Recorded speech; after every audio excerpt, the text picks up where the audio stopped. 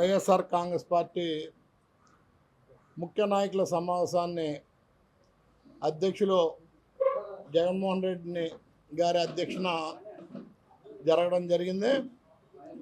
అందులో అనేక అంశాల మీద చర్చించడం, సంవత్సర కాలం పూర్తయిన సందర్భంగా ఈ ప్రభుత్వం ప్రజలకు ఇచ్చిన హామీలు కానీ వాగ్దానాలు కానీ ఎంతవరకు అమలు చేసిందనేది ప్రజలు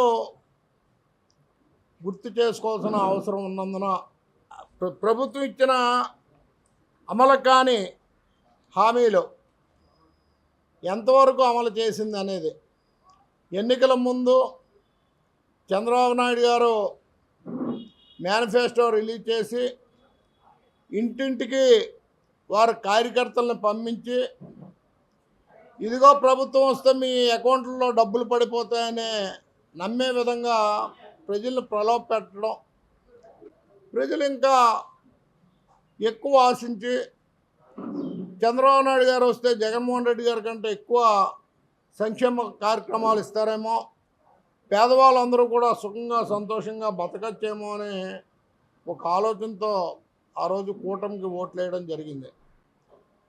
మరి సంవత్సర కాలం వేచి చూసాం, నిజంగా అమలు చేస్తారా?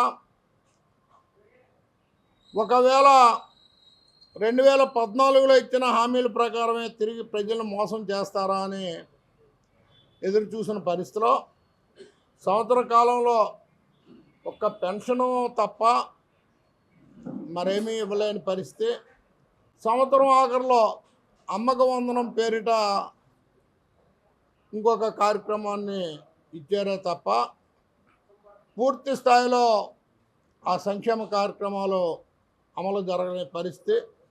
మరి ప్రజల్లోకి ఈ అంశాలన్నీ తీసుకెళ్లాలంటే ముఖ్యంగా ప్రతిపక్ష పార్టీ వైఎస్ఆర్ కాంగ్రెస్ పార్టీ పూర్తి స్థాయిలో పటిష్టంగా ఉండాలని, అట్టడుగు స్థాయి నుంచి పార్టీని బలోపేతం చేయాలని మరి జగన్మోహన్ రెడ్డి గారు ఇచ్చిన ఆదేశాలను అనుసరిస్తూ విజయనగరం శాసనసభ నియోజకవర్గంలో గ్రామ స్థాయి, వార్డు స్థాయి దగ్గర నుంచి పట్టణ స్థాయి, నియోజకవర్గ స్థాయి వరకు కమిటీల నియామకాన్ని త్వరలోనే పూర్తి చేస్తామని, ఈ కమిటీల్లో ప్రధాన కమిటీలు కాకుండా అనేక అనుబంధ కమిటీలు కూడా ఉన్నాయి.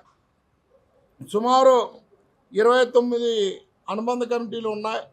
అనుబంధ కమిటీలకు కూడా సమర్థవంతమైన నాయకత్వాన్ని తీసుకొచ్చి వారి ద్వారాగా ప్రజల్లోకి వెళ్ళి ప్రభుత్వ వైఫల్యాల్ని ప్రజలకు తెలియజేస్తూ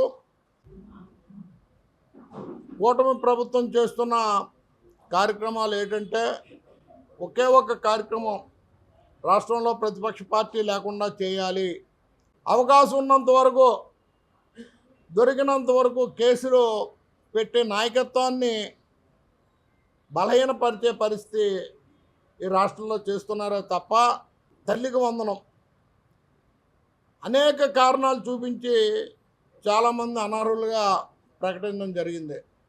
కానీ పెన్షన్ అయితే ఇస్తున్నావు తప్ప నూతన పెన్షను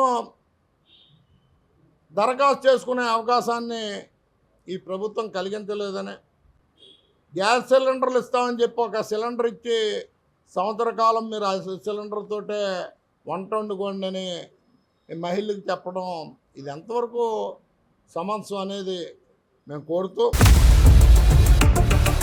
ఇండియా పాకిస్తాన్ తాజా అప్డేట్స్ కోసం డౌన్లోడ్ చేసుకోండి RTV లైవ్ యాప్.